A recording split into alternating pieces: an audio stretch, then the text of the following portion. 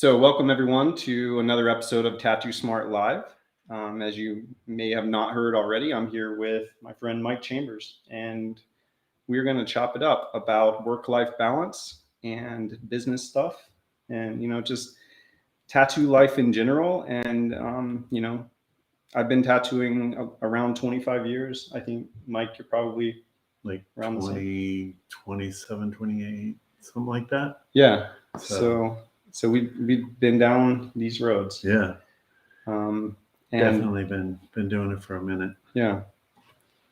So hopefully the audio is now working. Yeah, you guys can hear us, right? Okay. All right. That was my mistake. I should probably have a bigger team here to help me with all of this, but yeah, I'm trying to run it all on my own.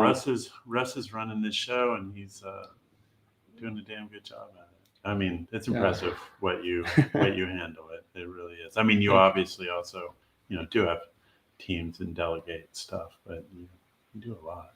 I do a lot. That's true. Yeah. A lot going on in that brain. Yeah. Work-life balance, right? So I was searching for what to title this episode, and I came up with the 3-day work week. And I think Myke was a little alarmed by that idea. I was like, no, Russ, don't tell him that. Don't tell him that 3 days. Yeah. What did you think when you heard that title? Well, I mean, honestly, that's an amazing goal to have. I think a 3-day work week, but I mean, as tattooers, even if we only tattoo 2 days, we would still be working all the rest of the days, the other 5 days, 7 days a week we work. We don't really get that time off. So I think in the title of 3-day work week, or probably more realistically for an average tattooer, a 4-day work week, even. I mean, we might get, studio owners kind of pissed, like everybody, hey, all these guys saying they heard you talking about a 4-day or 3-day work week. But I believe that you can keep productivity up and then cut down your actual tattoo time and increase your creativity while also having, maintaining your mental stability. Right. And, yeah, for sure. Yeah, we'll definitely chop it up about that idea. First, I want to kind of back up a little bit and just sort of ease everybody into this. I think we're going to talk for roughly an hour and a half, and maybe we'll try to keep it close to that. At the moment, I'm not really looking at the chat room too much, but I can look down and see your comments and questions. So if you want to throw up any comments or questions into the chat room, you could do that, and we'll try to get to them and answer them. But I just want to start with how we got to where we are today, right now. Myke is here at I like to call it Tattoo Smart Studios, but really this is my house. it's a nice house. Thank you. We're here in the northern suburbs of Atlanta, Georgia, and Myke flew in today. He was supposed to be here earlier today, and we were going to go drive Porsches at the Porsche Experience Center. I was actually supposed to be here a few days ago. Yeah. And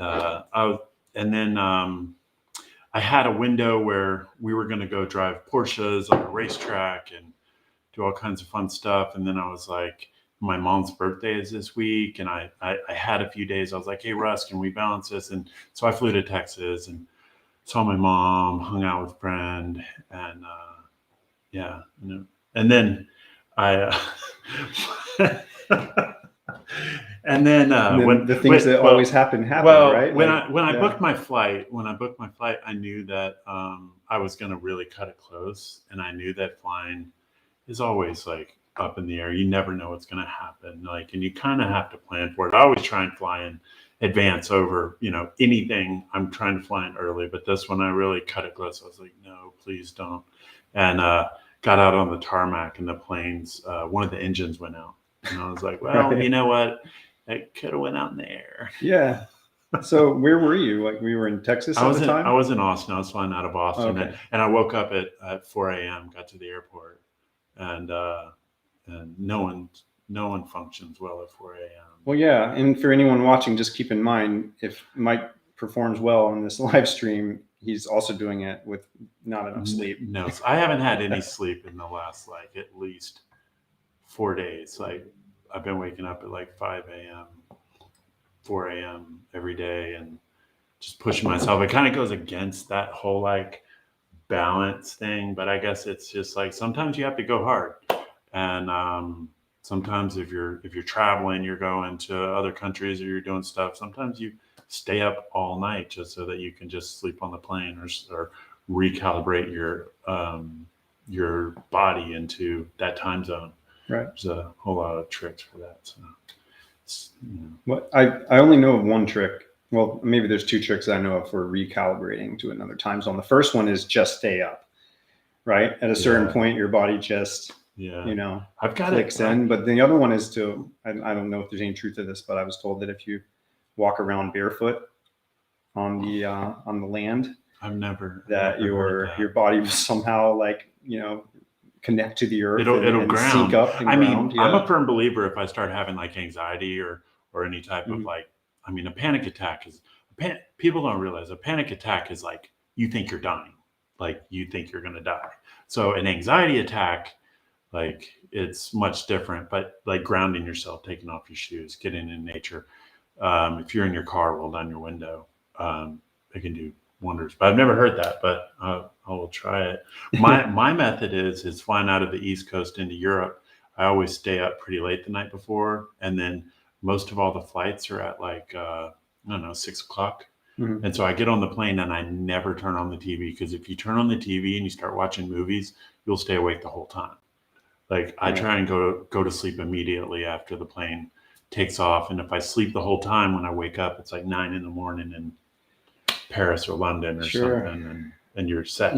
Sure. Yeah. Except for you can't check into your hotel until like 3. Yeah. And you hate to do that tired. So you like stow your luggage there and then you walk around and see stuff half asleep. Right. Yeah. Man, I miss that. Hopefully we'll have that experience soon. We'll get to get back. I have still been traveling. I've been to Mexico recently. I got to go to a place near Cancun, like a resort with my wife and 3 kids and a couple of other families. We've been fortunate to connect with some other families that have kids that are roughly in sequence with the ages of our kids, and so we've had some travel buddies. That's kind of like a new exciting thing. But people that are they're not really from the tattoo world. Yeah. So that's cool. It's also nice to get out of the tattoo world. I try not to talk about tattooing too much outside of work. Like I know like you can get together with people and everybody just wants to talk about tattooing, or if you go to a bar, someone like, oh, you do tattoos, and they want to. I love tattooing and I want to talk like tattooing, but you need to take a break. Like you got to take a break. Yeah. Yeah, I hear you. Yeah, for me, it's like I'm doing so many different things with business lately that I want to interview people about their jobs. Yeah. Like when I meet people that are in like leadership positions and the corporate world, I'm like, how does it work? Because I find myself the CEO of a company. 2 companies technically, with Ink and Dagger included, but tattoosmart, and it's like a whole new world. Yeah. Right. And like we have people that I'm hiring on my team that are from the corporate world now, because there's not someone in, if we could hire from the tattoo world, of course we would. And we do for some positions, but then there's skills that I don't know of anyone in the tattoo world that, would have. So, it's just a totally different world. Yeah. But, right. So I guess getting back to the 3-day work week. 3-day work week. How many days a week, ideally, would you like to be tattooing? Honestly, currently right now, I only tattoo 3 days. Okay, perfect. So, I am where I am because of years and years of hard work and getting to where I am. I think it's probably a lot easier to get to that place today for people. Yeah, it's all much easier now. I think you can kind of compress what used to be like 5 years of learning the basics into maybe 2 years now. And then you can, I see people moving into, sort of building out, a personal brand and a personal style much quicker than it seemed to happen for us. Right. Well, so what the way things kind of transition for me is, I mean, just a really quick like rundown. I did like for years and years, I did lots of conventions, lots of guest spots, meeting people, really focusing on my craft and the art and trying to push everything I was doing. Just I lived and breathed tattooing like 7 days a week. I tattooed every day. If I wasn't traveling to go somewhere to tattoo, I was tattooing, and I did that for a really long time, and I built a brand. I mean, I could really go on a whole thing on building the brand, but what happened to me was I was in Philly and I was working at a tattoo shop, and I swore I would never open another tattoo shop, and I was working for a guy, and then I was really booked out. And I decided that I wanted to take more time to myself.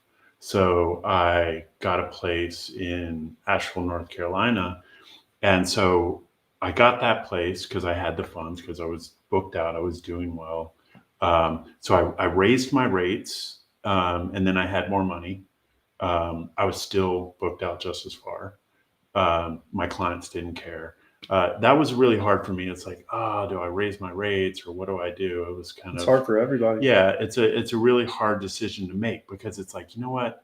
I really want working class people to be able to afford my tattoos, and so it's a really hard thing to do, but it's like I don't want to devalue what I do, and you know what? Working class people can still afford my tattoos.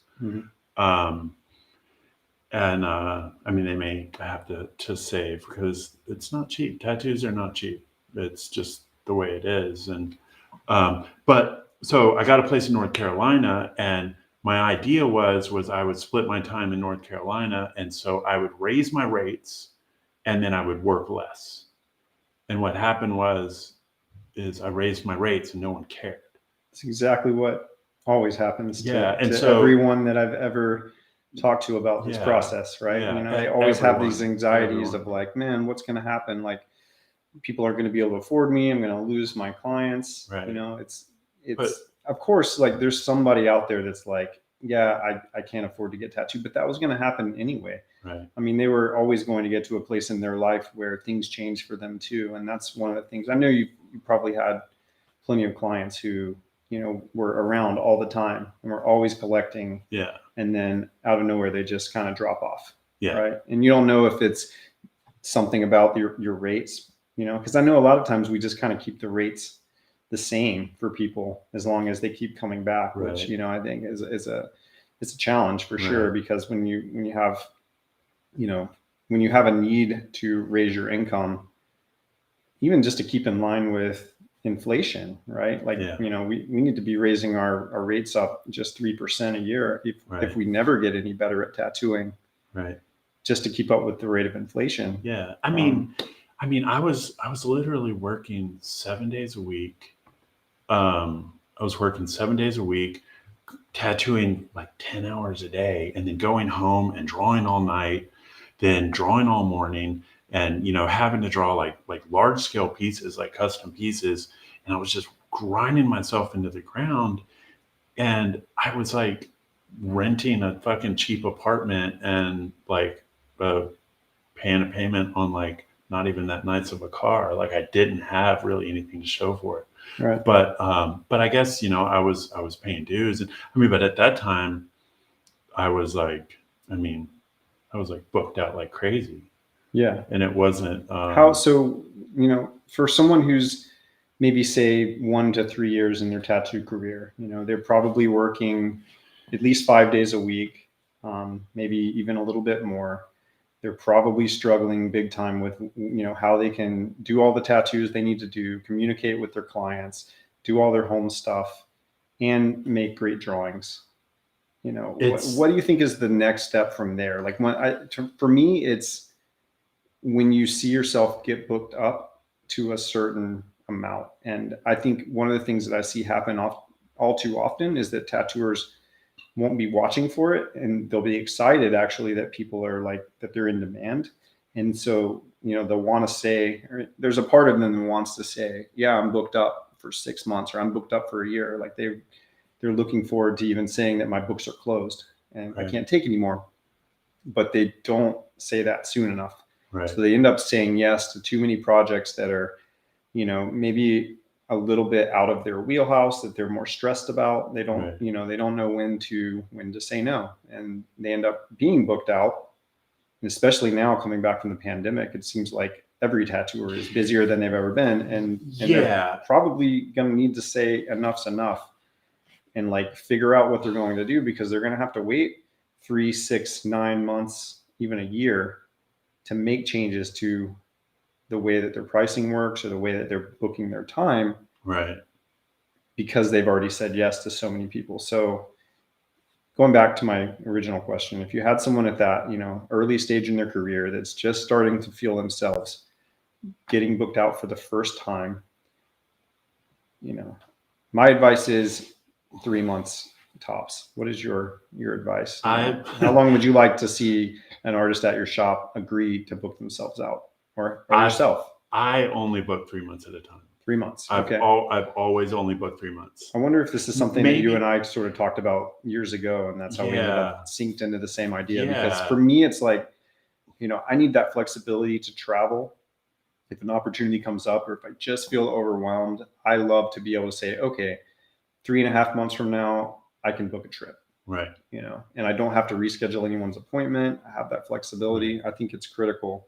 I would really be overwhelmed if I could look and see who I was tattooing 6 months from now. I couldn't do it, let alone having to sit down and book out, 6 months to a year. I hear some people are like, they're like 2 years out. I'm like, I could sit down and book out 2 years, but that would fight the anxiety. And like, just if I get sick, say I get sick for a week, and then I have to reschedule these people that have been waiting a year or 2 years. 3 months is not that bad, because what happens is I'm booked out, and I'm not talking like 3 days a week. I'm tattooing 3 days a week. Now, if I get sick, I can cancel put someone in next week, and just work a full normal week. Right. So it makes it a lot easier on me. But like the stress of having to, cancel, reschedule, and then you feel bad and you don't want to put them at the end of the line. So then you're working all your days off. You're working every day. You don't have any time to yourself. So I think of tattooers kind of, I don't think of tattooers as levels, because then that would put like people above. Maybe it's more of a spectrum of tattooers, because they're not all the same, right? Some people just want to do one nice tattoo a day. Some people want to like do every tattoo they can and throw in walk-ins in between their appointments and just tattoo, and that makes them happy. And if that makes them happy, that makes them happy. But that might totally stress out someone else. Right.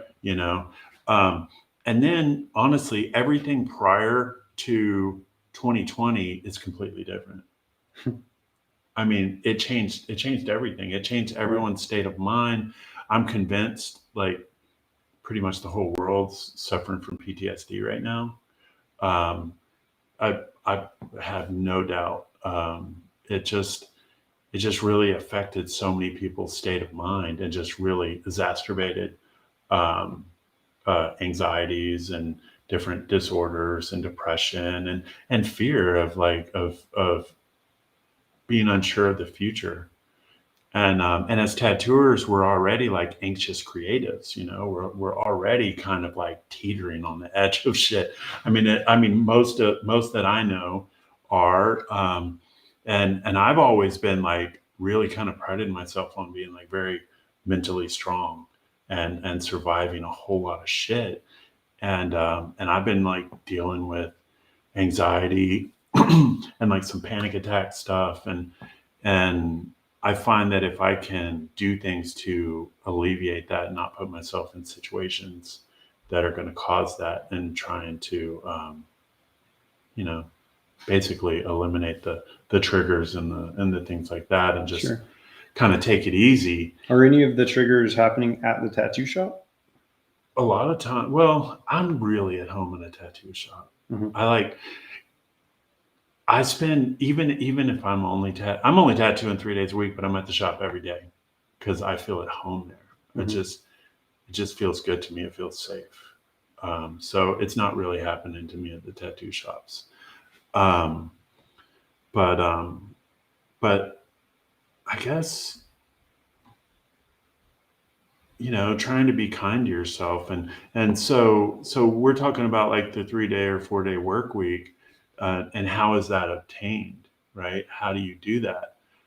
And it comes down to raising your rates and not taking on too much, but you have to do enough, like, because you have to consider, like, if you're at a shop, the shop still needs to make money, and I'm still a firm believer in tattoo shops and percentages and all of that good stuff, because I mean, that's just what I've been brought up to, and I have tattoo shops, so I'm still going to advocate for those. I just love tattoo shops, but you have, I mean, you can, if you raise your rates, if you what is like a general, I mean, I hear different prices. There's like $100 an hour. New York, like, you get like $500 an hour, $700 an hour. It's like crazy. I don't charge that. I mean, I charge $250 an hour, which I could probably maybe raise that a little bit. But I'm not going to. A few years ago, tattoosmart did a survey of all of our audience on our email list, and we asked if people would answer that question. What is your rate? If you if you do charge by the hour, even if you don't, maybe you have sort of a mental model for how much your time is billed for. Right. Because I think some people like to just price by the piece. So they might say, "Oh, I think it's going to take me 3 hours," and they would do a calculation and say, "So it's $300." And so we asked people, and we had that information at the time, down by state, and we had 20 or 30 respondents from California, and there were a few states that had none. But pretty much we got responses from around the U.S. And at the time, I think that the average rate for hourly for tattooing was around $145. Jesus Christ. An hour. And this was only about 4 years ago. I'm sorry, clients, if you're watching, they're like, "No, don't tell them that." No, that's too cheap. That's too cheap. And some of the people that were charging even less than that were people that you and I, know that we have, great respect for, that we see at tattoo conventions around the country. And there were a few that, I even felt a need to reach out to and like personally have a chat with and just let them know that, that's where they fell in relation to their peers. And that I didn't feel that they, were in the right place. But then they always will say something like, and this is what you always hear: "Well, it depends on the cost of living where you're from." That's not true. And so let me jump in there Yeah. real quick. So I was at a convention and I was tattooing a guy, super cool guy, really good tattooer, right? And I think I told you this story, but we'll pretend that I did. And so I'm tattooing this guy. He's a really good, super good tattooer. And I'm tattooing him, and he tells me that he's booked out like a year. His books are closed. He's like booked out for like a year. And I was like, wow, that's fucking awesome. And I'm tattooing him. And then he's like, "Oh yeah, by the way, I forgot to tell you, I can only afford your minimum today." And I'm like,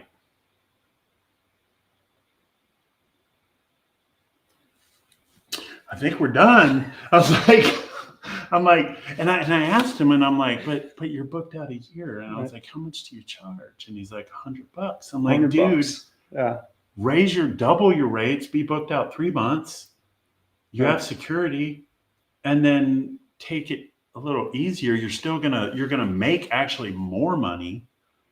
And it's like, be nicer to yourself. I mean, I understand his point. He's like, "Well, I want to be able to, still take care of all my clients." And I understand that, but like, That's like an old ass rate. And That's so old, that rate. So I started tattooing in 1998. Yeah. And, I started in a shop that I apprenticed at in Gwinnett County, Georgia.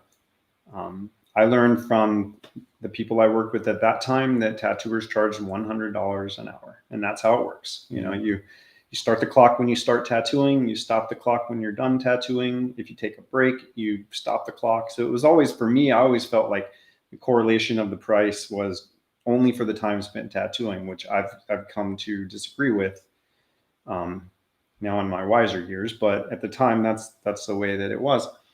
And it wasn't until I signed my first lease on commercial space when Ink and Dagger opened in 2007. And I'm sitting there looking over this lease document. And it's my first time. Super scary. It's going out on my own, starting a shop. And I learned about rent escalations. You know about rent escalations, right? Usually, when you look at a lease document for commercial leasing, they might say, okay, you're gonna sign a 5-year lease, and every year your base rent is gonna be this amount. Let's say $1,000. Which is low for easy math though. Your base rent is gonna be $1,000, and every year it's gonna go up 3%. And I remember saying to my future landlord that I didn't understand why was this place gonna be worth, $1,030 to him next year. He was like, it's simply tied to the rate of inflation, Russ. The inflation taxes go up every year. Everything goes up. But it's, the rate of inflation actually might soar right now because of all the stuff that's been going on, because of COVID. But over the last, couple of decades, I guess, it's roughly 3 to 4% every year. So what that means is the value of your $100 now is going down every single year. So from 1998, when I was charging $100 an hour, to today in 2021, what are we looking at? That 100 at 3% a year would roughly be equivalent to about $140 an hour, right? So if I had never gotten any better at tattooing than how good I was, how efficient I was in 1998, my rate should be $140 an hour just to break even. And so it's really painful for me to see a tattooer, today who's doing good work and, charging less than that. I think that, but, I know that there's a wide range of, pricing and what people are comfortable with that. But I just feel like in almost every case, I think a tattooer could probably be charging a little bit more, and they could probably be looking at, some strategies to, reconsider what they're charging for. Another thing that, always kind of bugged me as a tattooer who was drawing everything, and really I feel like putting a hell of a lot into the prep work side of my work, when I would look at someone who was, say, doing like a realism style and was more, just replicating. Just tracing out you could say tracing. I mean, I'm sure it takes an incredible amount of skill to faithfully replicate something. And we see that in like the general public's view of value, right? When they see a very realistic tattoo, someone who's more like traditional minded might look at that tattoo and say, that's not a good tattoo. It's never going to last. It won't hold up over time. They used too many tricks in Photoshop when they edited the photo and all those things. But to like the general client, they're thinking that's the best tattoo I've ever seen. And that tattooer must be expensive. And so we see this like kind of chasm develop between like the realism side of tattooing, where, the perception of value seems to be much higher for the potential client, to the illustrative side of tattooing, where, the prep work is higher. So I think if you're going to compare apples to apples, the rates of, a realism tattooer in the same shop with an illustrative tattooer, if your idea is that they both should have the same hourly rate and they should both bill for their time in the same way, I think that the illustrative tattooer, the one who is putting in more homework, who is, sweating it out at home when they could have been enjoying something else, it's really going to take a hit on that. And, that to me applies to, I guess, all types of tattooing where prep work ahead of time is really included. So we have to Yeah. figure out, if we're going to be able to accommodate for that in our hourly based pricing model, or if we're going to have to do something else. Well, the hard part is there's this love for tattooing, and then there's also compassion for our clients. And so I feel that a lot of times artists feel guilty about charging and about charging more. And so there's anxiety built in that. And so it's really hard to kind of separate the business aspect from, personalizing with a client, and being like, oh, this is a lot, I'm sorry, or whatever, and then not charging them the full amount. Right. Yeah. But it's difficult, but it has to be done because this is our job. This is, no matter how much we love it and we love what we do and we Right. love our clients, like this is a job. And yeah. What happens when all of your clients are your friends, which hopefully, we can all get to that place, because you have these long-term relationships with them and you really love the work that you've done together, and you just, there's that line that gets blurred. But when all of your clients are friends and all of your friends get a hookup, what happens to your financial security? It's not a good thing. And I think at some point you have to sort of face that, because you go through this cycle as a tattooer where, you need people to get the work that that you can do. And one of the ways that you facilitate getting people to get the work you can do is by giving out the deals, right? Mhm. And so when I have someone who's been my apprentice at the shop, I would always say, look, whoever you're going to cut the deal to, you're ruining that person to ever be a great paying client for you, and probably for almost every other tattooer. Like if they're getting like a free tattoo from you, it's going to be really hard for them to go and pay for that for someone else. So like my advice was always, ruin one person, like like if you need someone to practice on, like find one person and practice on them a whole lot, making them a person that you can ultimately like take around to conventions with you to show off the work, to be in the contest if that's the kind of thing you're into. I think that's a strategy that makes a lot of sense, because once you get past that and you've proven that you can do the work that you knew you could do, and you've gotten some great photos of it, now you can market that work to the client who would pay for it. And there's just like sort of a milestone that you sort of cross when you go from like learning tattooing and getting through the fundamentals and getting comfortable with what your style is, and then shifting into, okay, now you're a professional in a real sense, and you're going to have to treat this like a business, and you're going to have to sometimes say something that's hard to say, a number that seems like someone's going to be surprised by it.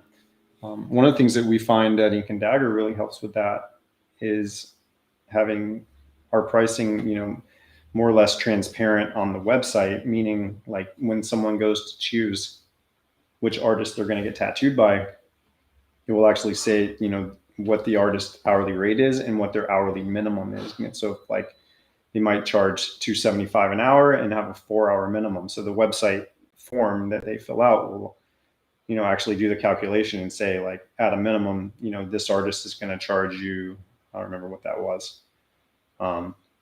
Is that $1,100 or something like that? Yeah.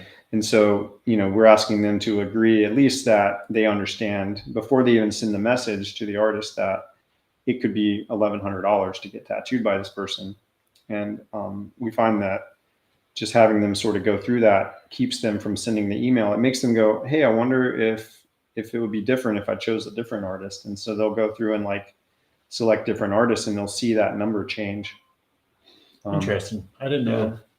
You can check out inkanddagger.com and just go to the booking form. Please don't send the form unless you actually want to get tattooed, but you can sort of play around with it and see what it does. But the idea of that is just that it's sort of letting them qualify themselves, it's letting them know, just like, this is going to be maybe it doesn't seem expensive to some people, but it might seem expensive to you.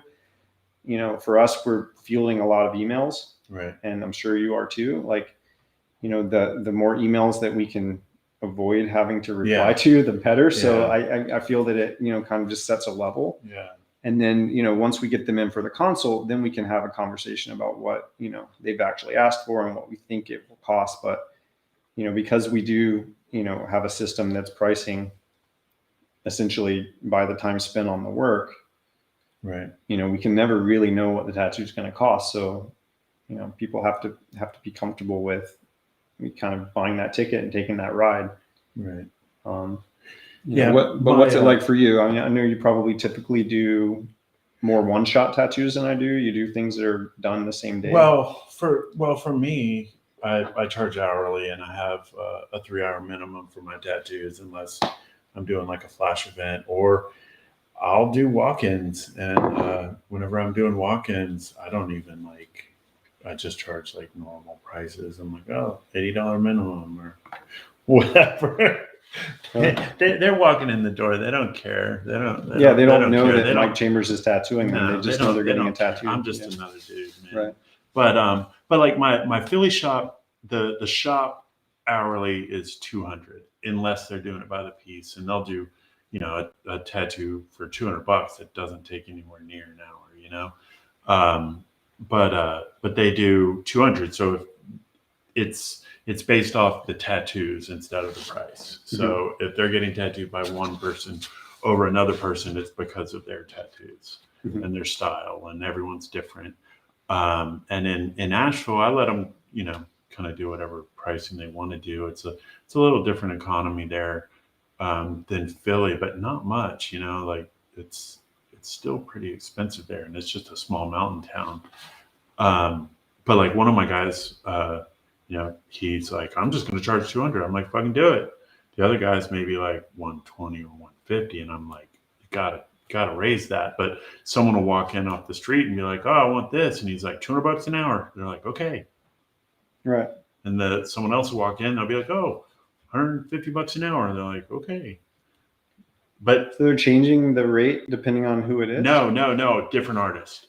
Oh, what okay. I'm saying is the guy that's selling them 200, they don't care. If they're going to get the tattoo, they're going to get the tattoo. Like they're there to get tattooed. Yeah. And, I think we don't need to talk about price as much as we probably do. Like people worry too much. I think the people that come in and they say, what's your minimum? That's a different client. That's a different client than someone comes in and says, hey, I want a chest piece, or hey, I want to look at your flash, or I want to look at your your lookbooks. I want to look at what you have that you want to do. That's a different person. It's a totally different ballgame. And being a good tattooer, you gauge that, and you're like, okay, this is what this is. If you're a tattooer who is, and it's not really like that at Ink and Dagger, we don't really have a lot of walk-in traffic there. It's not that we wouldn't want to, but we typically don't have any artists that are really available. Maybe available, but not exactly just in the mindset of, oh, someone just walked in, I'm gonna take care of them right now. I think they're just really used to this sort of consultation and thinking and all these things, and we just have this sort of I guess higher end sort of environment. It's more of a machine. It's finely tuned. It's a Russ Abbott shop. And look, I mean, it's I would love to have someone there. Maybe just Fridays and Saturdays are days that people might tend to walk in. You used to do that. We've tried it, and what always happens is we end up basically trying to tell someone who's a little bit newer at the shop that they have to be available for the walk-ins, so that we can start saying, hey, we're doing walk-ins on Saturday. And then the people answering the phone or the emails can say, hey, if you're looking for a walk-in, just come in on Saturday because someone's here for that. And you start driving all that traffic into this one day so that this person can have appointments. And then inevitably they end up saying, hey, I have a client, who can only come in on that Saturday. Is it okay if I book them? And then we're stuck because it's well, fuck, if if you do that, then what about all those people that might have come for walk-ins and they say, but if I sit around with no work, then what about my income? And I have someone who's ready to put down a deposit and show up on Saturday, and I end up just stuck. So I don't know why that doesn't. I think with your promotion machine, you could promote that to where they'd make way more than they would on their appointments. If everyone knew that those were walk-ins and these guys are booked out, and they knew that Saturday was going to be a day for walk-ins, and they could skip the line and get a cool tattoo, and these guys all had stuff pre-drawn that they were choosing from. That's the key. I think that's the key. They all had the pre-drawn stuff. Mm-hmm. Everybody came. Cool. I get to see what they're going to get. Yeah. I can jump the line. It's got to be I think because with the whole like custom tattoo mindset, it's too unpredictable. Like sometimes it just takes a little time to figure out the design, and you don't want to get stuck just trying to do that while someone's sitting out in the lobby and like watching a clock. So this is my theory. Most clients don't actually know what they want to get tattooed. Whether they come and they look through your book and they're like, I'm just gonna look, okay, I'm gonna take that. Whether they come and look through your book or they see something on Instagram and tell you the idea that they want because they saw it on Instagram. They need to see something. They don't know what they want to get until they see it. Sometimes people are like, I just always wanted an eagle. Okay, cool. We get that. But a lot of times it's like they're, following trends and they're looking at stuff and they're like you'll see the same, like in like traditional tattooing, and be like, oh, there's that diesel snake just surfaced. And then everybody starts getting it. They're like, oh, that was awesome. And then all over the world, you'll see people doing the same tattoo.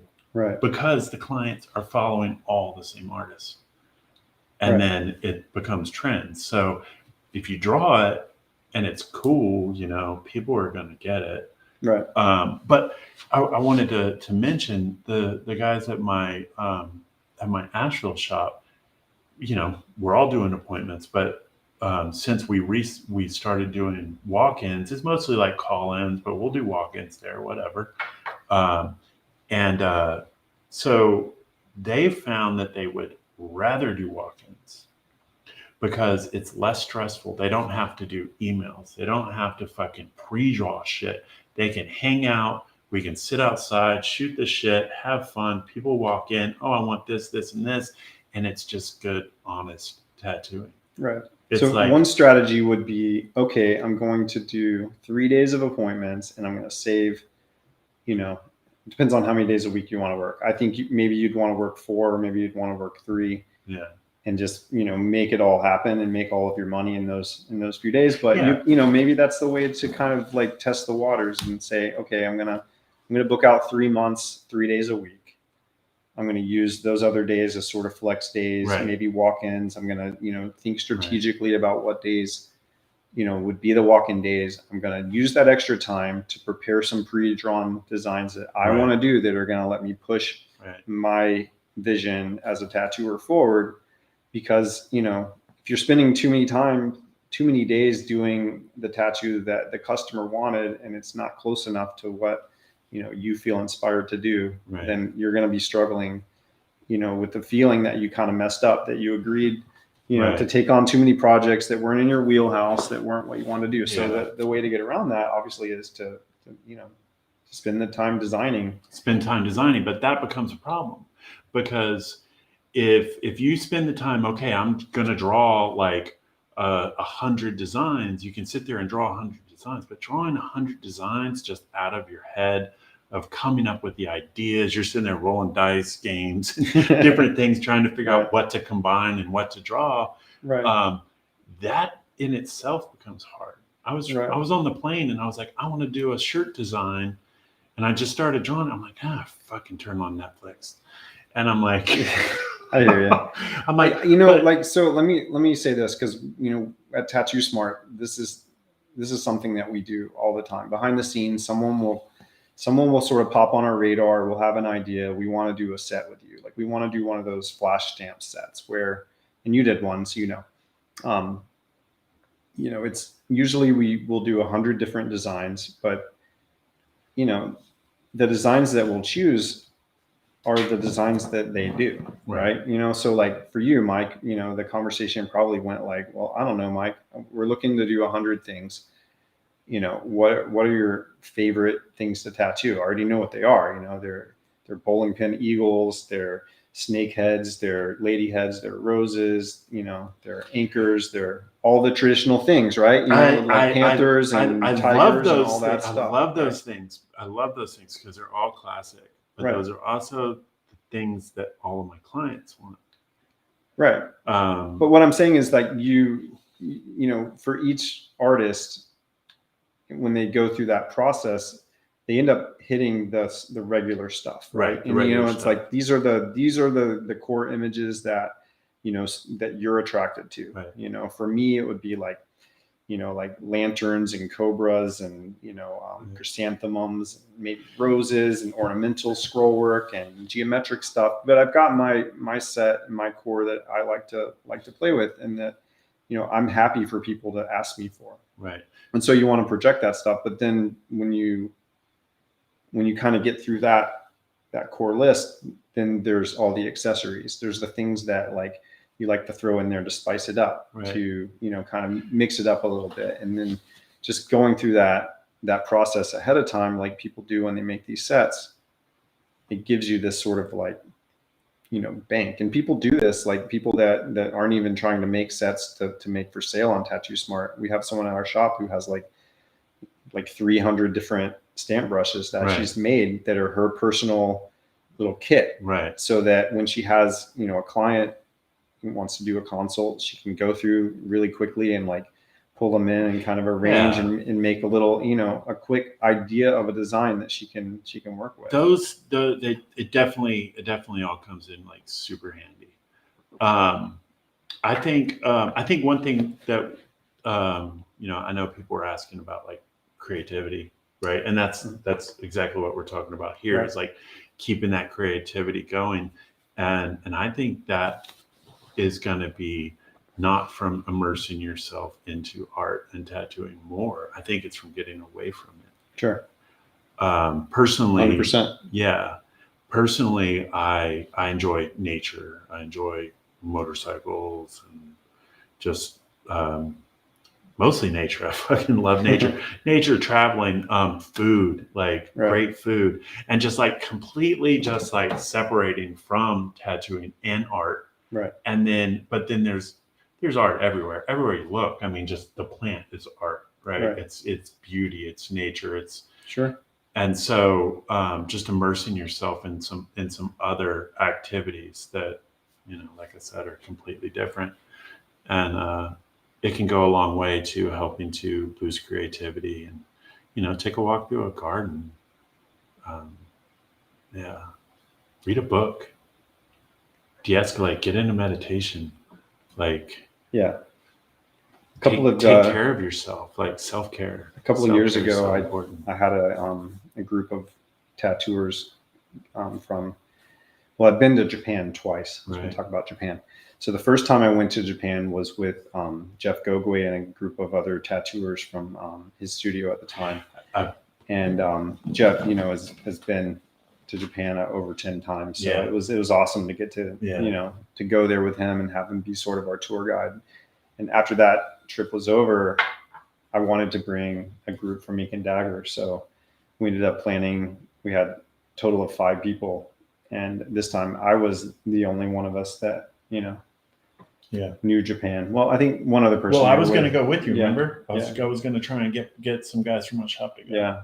Well, we'll still have a chance, hopefully. But, you know, that trip was all about, you know, not tattooing while we were there, but being there as tattooers, you know, and doing you know, we went to temples, we went to gardens, and we took sketchbooks with us, and we just took the time to sit and just draw and just kind of, you know, in the way that, you know, just sketching in a sketchbook live on location, you know, really forces you to slow down and just connect and just, you know, you're not making a tattoo at that point, you know, and you don't have to go to Japan to do this. You can do this anywhere and any time, you know, and it's something I wish I did more than I do, but, you know, that was such a cool experience, man. Like, you know, it really solidified this idea in my mind that, you know, now I don't want to travel and, break my back in some uncomfortable chair with shitty lighting at a tattoo convention anymore. Like those days are over for me. I still want to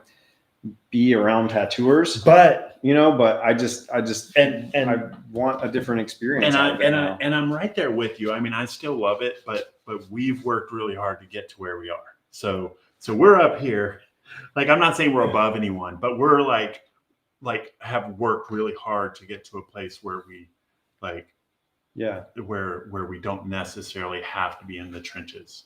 Well, no one has to go to a tattoo convention. No one has to go to it. Yeah. I mean, for anybody who hasn't yet done it, yeah. The reason that you go to a tattoo convention is, to hang out with your peers, to see some techniques that, you can't necessarily see in your shop, make connections, network, travel. But yeah, I mean, more than anything, it's just like a work related reason where you can sort of rationalize it to yourself that you're going to go somewhere. You're going to, dude, come on, man. I loved tattoo conventions. Like, I loved it so much. I mean, I've done it so much, and I'm just kind of like, there's today for me to do a tattoo convention, in all honesty, is a whole lot of stress. Yeah. But for sure. It just is. I mean, I still have fun. I go. I love tattooing, but it does get stressful. I was going to say some other stuff about it, but I'm not going to. But I mean, I loved it. I love traveling. I love meeting people. I love making new friends, and I love all of it. I'm actually excited to start doing it again. I'm pretty excited about tattooing again. There was a bit of time where I was really, really discouraged with tattooing, and I felt like I was going to have to quit, that I wasn't going to be able to tattoo much longer.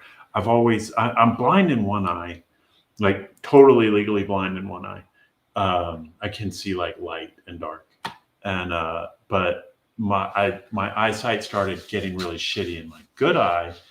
And I've never worn glasses. I've always had 20/20 vision, and I recently started wearing glasses in the last, I guess, few years, and it's been really hard to adjust to wearing glasses, and then the mask, wearing glasses, and like I have like a mask on, I have glasses on, I have like, and it's just like so fucking much going on, and then all of a sudden like all this anxiety, and like I'm tattooing and I'm getting through an outline, and I'm just fucking telling myself how horrible this tattoo is. And the guy's looking at me like, oh, you're so awesome. And he's like telling me this shit as I'm thinking, oh, this is so bad.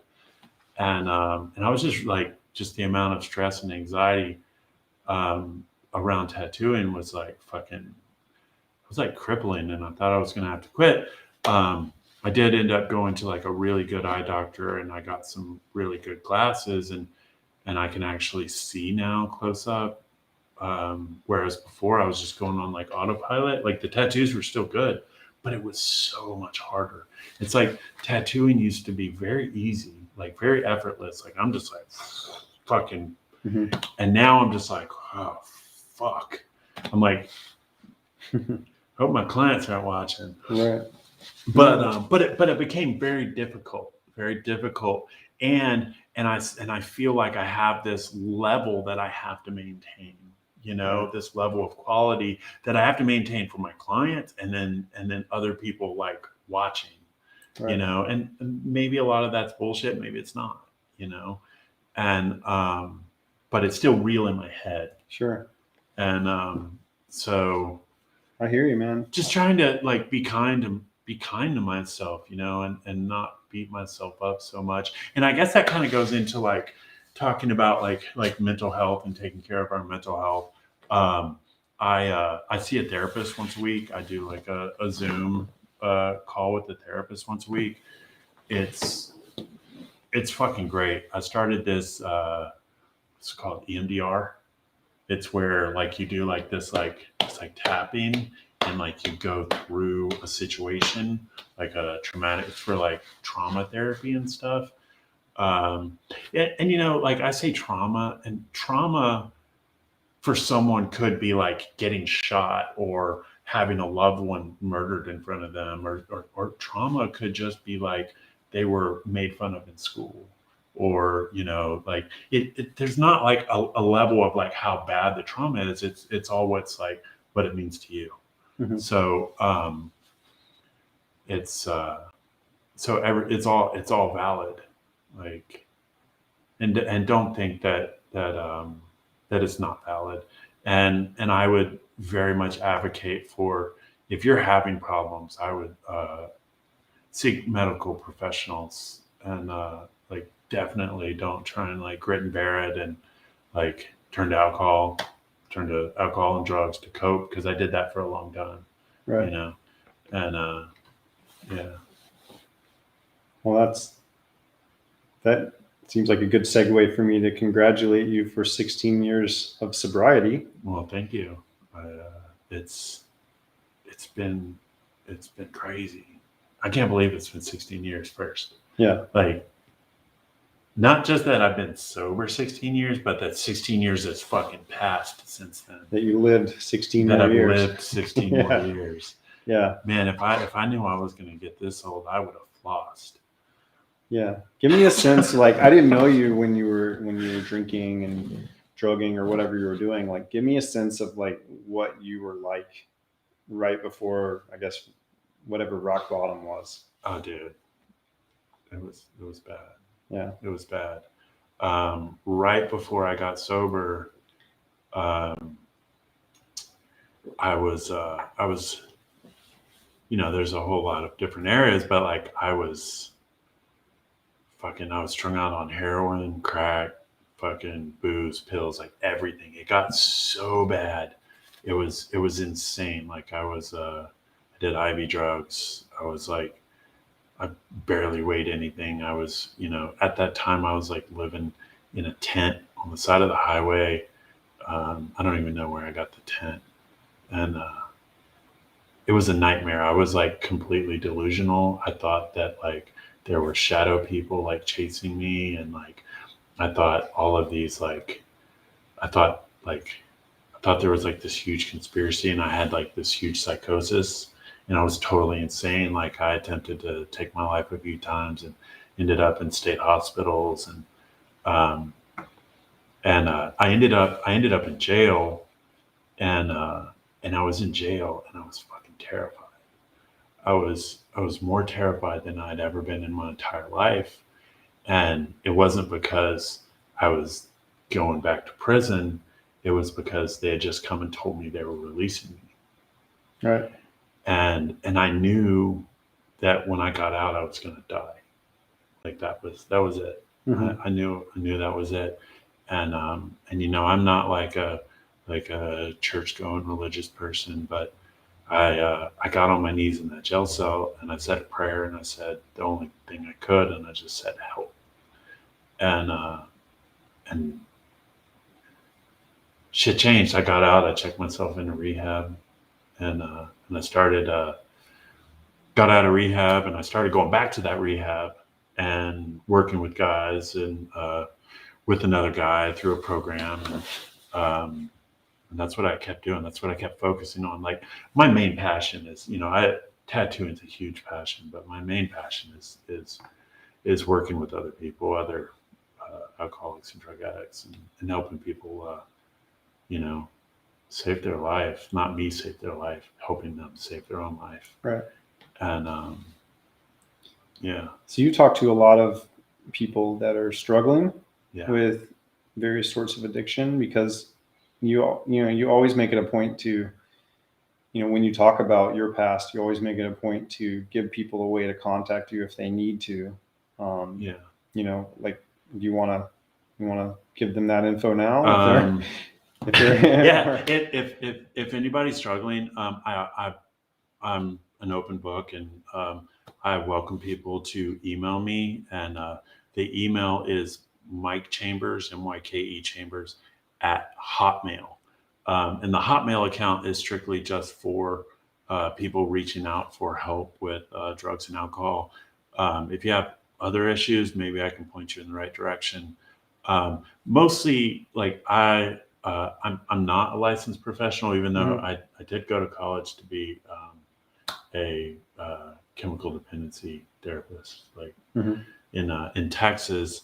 but I didn't get certified tattooing. Kind of So what took off. what But happens if someone, you know, emails you if in someone like a typical case? if someone emails me, typically what I do is, excuse me, if someone emails me, I obviously read what they have to say, and then I send them basically my entire story of what happened. It's like what happened in my life, what I did to get out of it, and what my life is like now. So I just share my story with them and how I did it, and that lets them know how they can do it. Because if I can do it, fucking anybody can do it. Like, Right. yeah. That's awesome. Should we take some questions or anything? Yeah. Let's roll over into the chat room here. Signing off. Sorry, didn't get to chat with our friend from Myke and Dagger, Hayden, but glad you were here, Hayden. Thanks, Hayden. Yeah, we got some, congratulations rolling in for you, Ricardo. Let's see here. Thanks, guys. I appreciate it. There were some All questions. Yeah, we've been going a little over an hour now, so we can kind of switch into the sort of chat room question and answer portion of it. right. There was a lot of people just kind of sharing what they're charging around the country. Yeah. Is that if I scroll back to there? Well, there's a lot of comments on there. Let's see. Someone said. Let's see. Let me get. Yeah, there's a lot of comments. I'm looking for one that I want to throw up there. I don't know why when the camera came on, I stopped being a dork. Isn't that weird? Yeah, you were such a nerd before the camera came on. Like the camera comes on and I'm like, okay, eyes wide. Here's the first time that someone threw their hourly rate, $125 per hour, Sean McGill. Okay, so I guess, Sean, you know my feelings about your $125 an hour. I haven't seen your work, but my guess is it could probably be more expensive. Sean's coming from Indiana, so I think, okay, I don't. There's no official. It's hard. It's hard. There's no team of mathematicians out there that I know of that are doing all the research and telling tattooers what the cost of living is in their area. Yeah, but my gauge is if you're not booked out, then you probably shouldn't necessarily raise your rates. If you're working in a street shop and you're just doing walk-ins, you gauge your client, every person that walks in, and what you feel like based on their skin, what they want, where they want it. You're going to gauge it and what you want it. Maybe try and raise that up a little bit. If you're not booked out, I wouldn't necessarily recommend raising your rates because it's but if you are booked out and you're booked out far and you're like closing your books and you're charging $100 an hour or $125 an hour, there's a disconnect there. Like you need to bump it up. But you know what? Mm-hmm.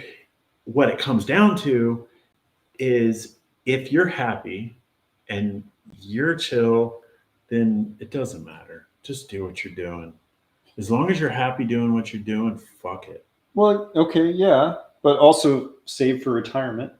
Save for retirement. Yeah, because that's hard. You're gonna age out, right? Yeah. Let's talk about that. I'm 42. Yeah, I'm 45. 45.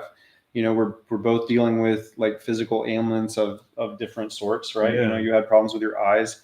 I have issues with my back mostly. It's from just years of sitting in this position. Like within a few hours of a tattoo beginning, like I want it to be over. Yeah. And even though I've like made some great strides in my physical condition over the last year and a half, like it's still a problem. Yeah. And so I see my desire to sit and tattoo for long sessions, multiple days a week, just getting sucked away by that pain. Yeah. And so I found other ways, to make income through, passive income streams, starting with making the DVDs that I was selling to tattooers, to the Abbott color wheel, to the book Ornamental Archive. I started getting into the product game in order to, find a way to give myself And some freedom from sitting and trading my time for money. yeah, and I know you do that too. Every artist should have merchandise, should have shirts, should have, products for your clients. Your clients all want this stuff, and they want to represent their artist. And I mean, that's just going to be promotion for yourself, even if you're not making a killing on all of the products. Which there's a definitely a good market for that. Right. Thomas says we talked in Dallas. I'm not sure if it was me or you that talked, but they said they raised their rates to $150 an hour since we talked in Dallas, and it's been great. So glad to hear it. Glad to hear it's been working well.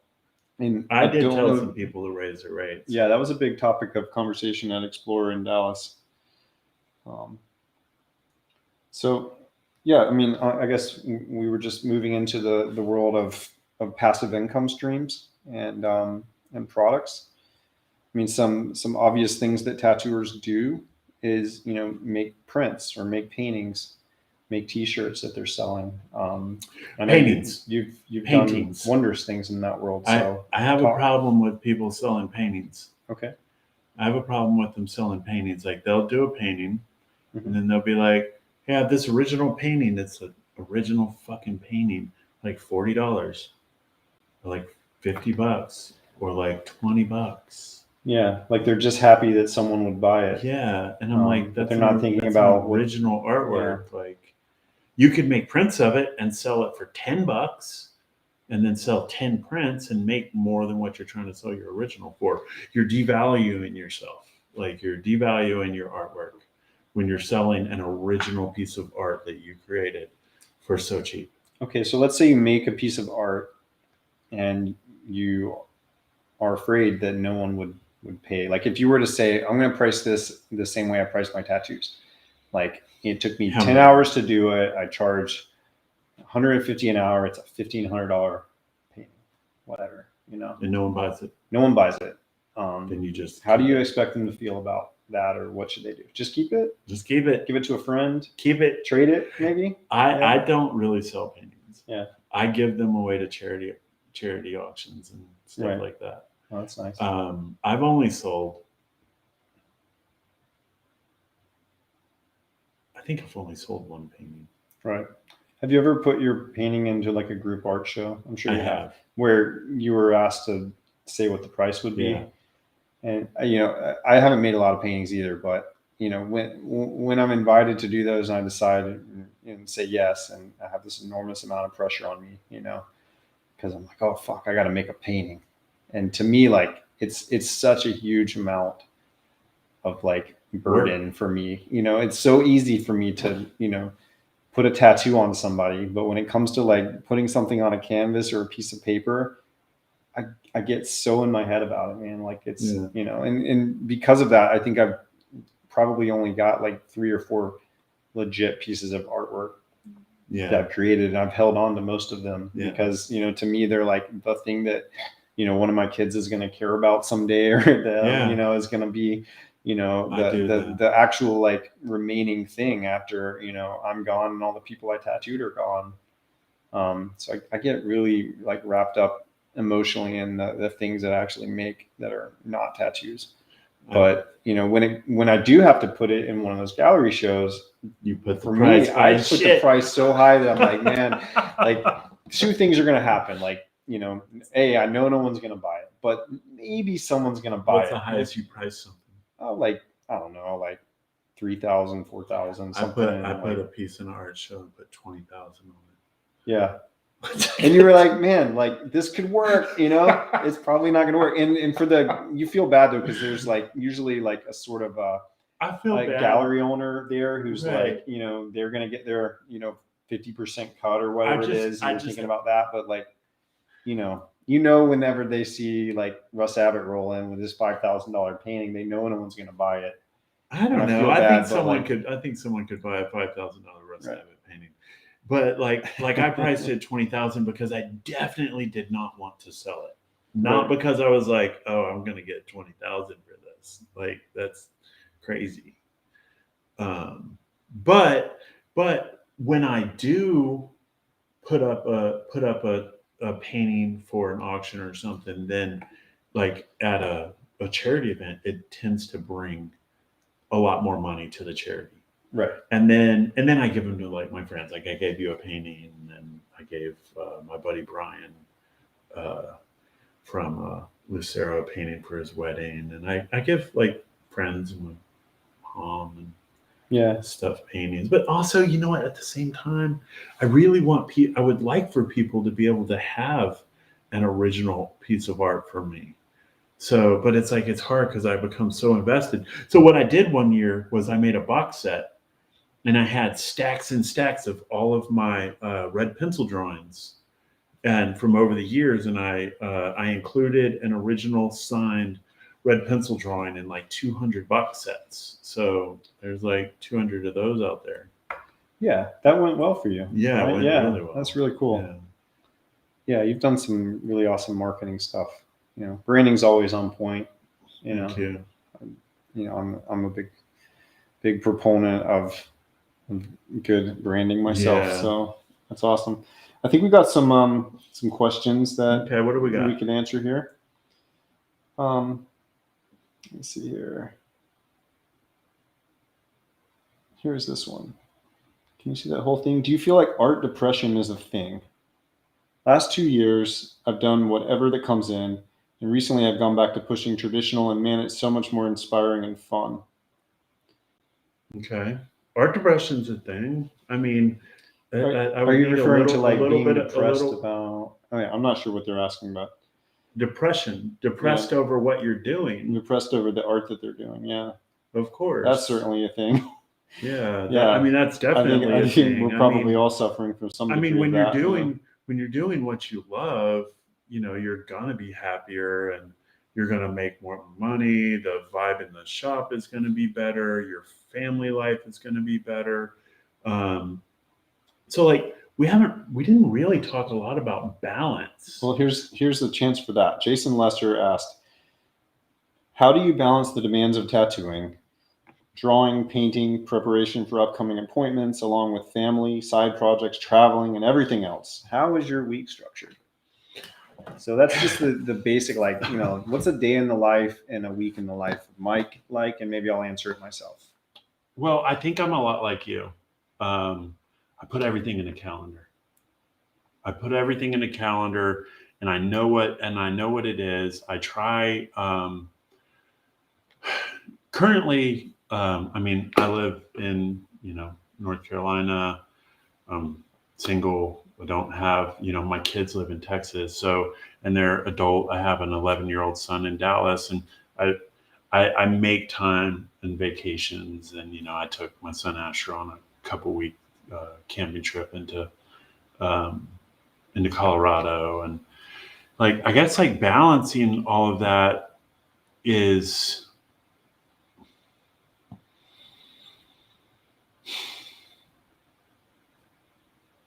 I mean, the way I balance it is I don't work so much.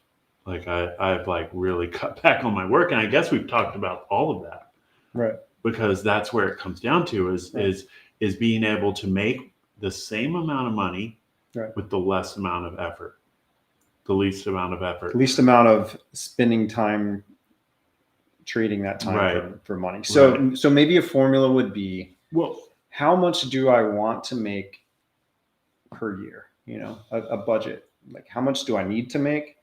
You know, how much am I going to add on there for profit to cover all the things that I can't expect, you know, might happen? You know, am I going to have a 3-month living expense, you know, account that's just going to jump in there and take care of me if something happens that I didn't expect? You know, like when all of a sudden tattooing gets closed for a few months because of a pandemic. Or all of a sudden you have a brain tumor and you have to have brain surgery, and exactly, you haven't tattooed for months because of the pandemic, and then you can't tattoo because you have to have brain surgery. Right. And no one expects that to happen. So you take that amount, you know, you add your profit in, and then you decide, well, how many days a week do I want to tattoo? Yeah. And then you do some math and you figure out how much do I have to make every day in order to achieve that goal. And the answer might be $200 an hour. Yeah. You do a 4-hour session and then throw on like a 2-hour tattoo on top of it. that's just my opinion. But the thing is Right. if my opinion is that, you know, I'm going to start with a really high number that's going to cover all the things that I'm going to need to spend money on, a pretty good amount for fun, because I love vacation and I love, you know, treating myself to nice things. And then I'm going to throw on the emergency fund part, the savings for retirement part. I'm going to add it all up and then divide it by how many days I want a tattoo. And that's my day rate. Right. You know, and I'm going to seek a way to make day that rate possible. I well, I'm not necessarily charging a day rate, but I'm just thinking in my mind, like, this is the goal. Yeah. And it has nothing to do with what another tattooer is charging. It has nothing to do with what the next person charges. It's all about, hey, I'm the only Russ Abbott.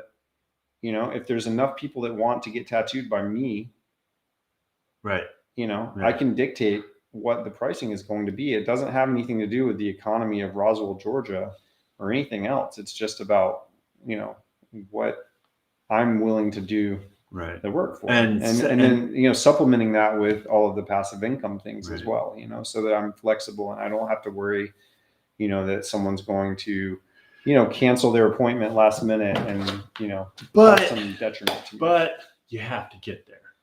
All right, and how do you get there? And by getting there, you fucking bust your ass. Of course. And you work your ass off. You fucking market. You have merch. You go out. You meet people. You guest spot. If any of you guys want to come and guest spot at either one of my shops, my Philly shop, my Asheville shop, just shoot an email. Go on the website. Yeah. Send something in. Send us a link to your work. Here, by the way, we welcome guest artists.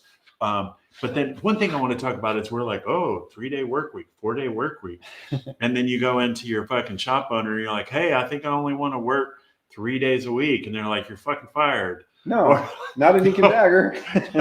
No, but, you're like, but so I've been talking because my guys in Philly, we changed everything. Everybody pretty much works 5 days a week, but they do what they want. We don't have hours. But I think the way to do that is to not occupy a station with all of your shit from home, all of your art supplies, all of your stuff, and you just have like the bare necessities that you need at your station, and then you propose to the shop owner that they fill those other days with someone else, and have shifts to where the shop owner is still going to be making the money and having the space occupied. And for me, it's not even necessarily about the money, which it's a business, so it's money. It's more about having, for my Asheville shop, it's having people there for when someone walks in. And because everywhere else in Asheville is booked. They're booked out. Mm-hmm. Everyone's booked out. And my guys are fucking phenomenal, but they choose to do a lot of walk-ins, and they'll do appointments, but they find that they really, just like I said, enjoy doing the walk-ins. And so anyone calls in town, everyone's booked out. And so we have all of this like flood of walk-ins, which is amazing. And I think this is pretty similar to everywhere, to a lot of places all over the country where everybody's like, oh, book's closed. Well, those shops that are being like, nope, come on in, we'll tattoo you. Really good fucking tattoos. You're going to pay for them, but you can get in. And it's a different type of tattooer, you know? Yeah. And, but it's like, that's what I did for fucking years. And that's where I paid dues, and that's where I worked, and I got better and I honed my skills, because I'm tattooing a lot. And not just tattooing a lot. I'm not sitting there having like, you know, a few days or whatever to draw up that appointment. They walk in, they're like, oh, I want this. And, you know, I'm drawing that tattoo right on the spot, or, you know, a stamp set, or, you know, having tattoosmart, or you have flashy coming out, or whatever. And, I mean, I really enjoy creating stuff on the spot. I mean, I typically tend to do that anyway. Right. It's fun, but it's a spectrum. It's a big spectrum, and it's all inclusive, and everybody's welcome. Right. Oh, that's so nice. All right, back to the chat room.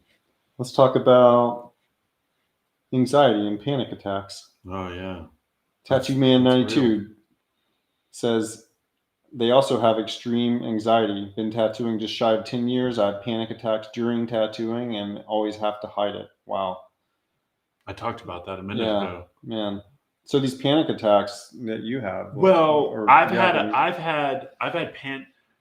had panic attacks. It was explained to me a panic attack is when you literally think you're going to die. Like literally think your heart's about to stop and you're fucking gonna die, and you can even pass out from it. I've definitely had those, not very many. I had those after I had brain surgery. Right. And then there's also a vasovagal response, Sure. which is, your cortisol spikes and your blood pressure goes down. But I think for me, I can't give you advice on what to do whenever you have the anxiety attacks, and which anxiety attacks are not any less. It's still fucking horrible. For me, it's about self-care, and it's about knowing the things that I need to do. Have I eaten? Have I been drinking water? Taking vitamins? I exercise. I take all of the steps to take care of myself and to mitigate the anxiety. And looking, where's the damn camera?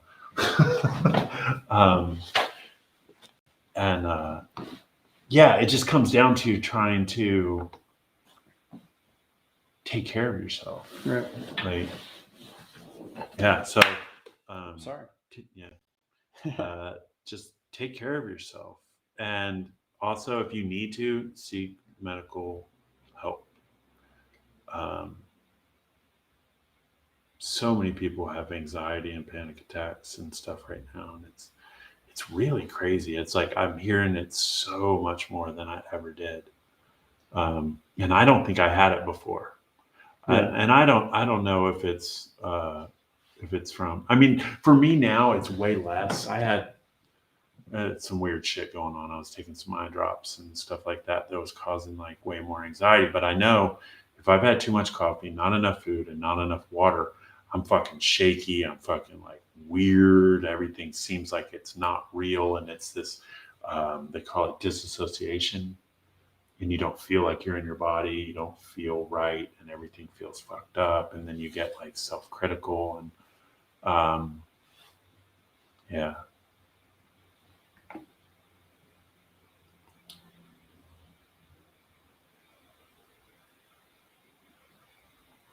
Well, all right. Yeah, is that it? Yeah, I think that I think that might just be about it. Did we cover everything? I know we talked about. I we talked about money a lot. It's not all about money, but it's a job, and if you charge more, you work less, cause less stress, have more time with your family. It's really what it comes down to.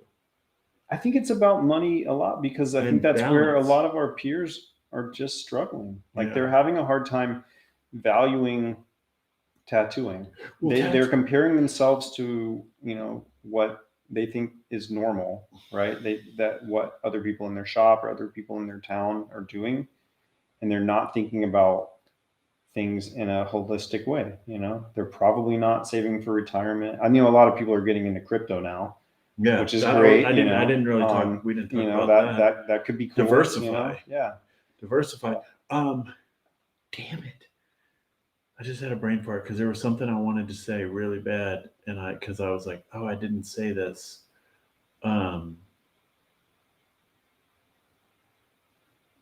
Okay. Oh, that sucks. We'll check the chat room. The chat room has died. There's no one left in the chat room. If there's any more questions, we're here for another 5 minutes. Throw them in there. Good chat, everyone. Thank you. What were we just talking about? What were we talking? We were talking about how this conversation is over. You and I need to spend some time before you have to go catch that flight. We were talking about raising prices, and Shaggy Tyrrell says, "Thanks a lot, you guys. Congrats on your time, Myke. 4 years sober here. Been tattooing, going on 19 years and turning 40. My back and eyes are going out too. I feel ya. LOL. Yeah, it's real. Look, and the thing is, people that want tattoos are probably younger than 40 Yes. most of the time, right? And aging out as a tattooer is a very real thing. I think you get to a point where you're just so much older to the people that are coming in to get tattooed, right? Like, have you felt that already? Like, do you feel worried that you're becoming too old? I'm gonna stay relevant forever. I believe you will, but what about everybody else? They're all gonna get old. Okay, I remembered what I said. I remember what I was gonna say. All right, social media, man. Don't fucking buy into this shit. This shit, like, so what I've been trying to do is deleting the app off my phone, and I'll go on and I'll post. If I'm traveling, I'll use it and I'll post stories or whatnot. But I've been really trying to limit the amount that I'm on social media, that I'm even on my fucking phone. And really, I would like to get rid of it because it's what's causing all the anxiety. Like, people are like, "Oh, what is it?" And it's like, it's like keeping up with the Joneses. Before you were trying to, like, oh, get the nice car that someone had across the street, or oh, they have this house, or oh, they have that. But now you're trying to fucking compete with every fucking tattooer in the world, right? It's like, it's not healthy. It's not healthy. Like, they came out with all these studies that it's really detrimental to young girls. It's horrible for everybody. Right. Like, it's horrible. I've really taken a huge step back. Yeah, I know. I'm watching social media a lot, but I'm posting so much less. And I can definitely see the value and just sort of finding out that it's not going to be the end of the world. It's not going to be the end of your tattoo career if you stop feeding that beast. I think that what really matters is the relationships that you're building, and of course, the foundation that you're laying with the actual people that you're tattooing. Yeah, it matters so much more. So much more. I think everyone should get back to, like, grassroots, and I wish that social media wasn't such a big part of tattooing, but it is, and so it's a necessary evil, and so it's really hard because it's an addiction, and it releases dopamine, and then it causes anxiety, and like look what happened whenever Instagram went down. I know y'all freaking out. Like, oh my God, this shit won't refresh. Oh my God. I'm like, yo, can you text me a picture of what you fucking tattooed today? Like, all right, man. Thanks so much for coming out here and doing this. This is the first time that I've done this sort of like conversational live stream. I really enjoyed it. I think we'll probably do it again. Hopefully you'll come back and we'll have a chat about some other stuff sometime in the future. Yeah. I have another live stream scheduled coming up very soon. It's going to be back to a sort of Tattoo Smart set demo with Elliot Wells. He's got a new stamp set coming out. I can't recall the exact date of it, but it's coming up soon. So if you're not already on the Tattoo Smart email list, go sign up for that on the website. Subscribe to our YouTube channel. That really helps us out because people need to see the good content that tattooers put up on YouTube, and it's not just from us, but just go out there and support good content on YouTube about tattooing. Check out Myke's YouTube. I got a YouTube channel, but it kind of sucks. I think it's just Myke Chambers. I don't know, but you haven't posted anything in a while, but you have some really good stuff. You have that awesome video about travel prep. Really travel stuff. That's timeless stuff. I started doing a vlog, and then I just kind of I went through a breakup a couple years ago, year and a half ago, or so. I can't believe it's been that long. But and then I just kind of got disheartened with everything, so I stopped doing all that. But I'm thinking about picking it back up, doing some travel stuff. And maybe this inspired you, like seeing all this like fancy gear pointed at you. That's cool. Yeah. I have it all. Not all this. You have a lot. This is cool. I have a lot. But dude, thank you for having me. All right. Thanks, bro. It's great having you here. All right. See you guys. Thanks so much for tuning in. We'll go ahead and try to leave this up on the channel. So if you want to send anyone to watch it later, it'll be back.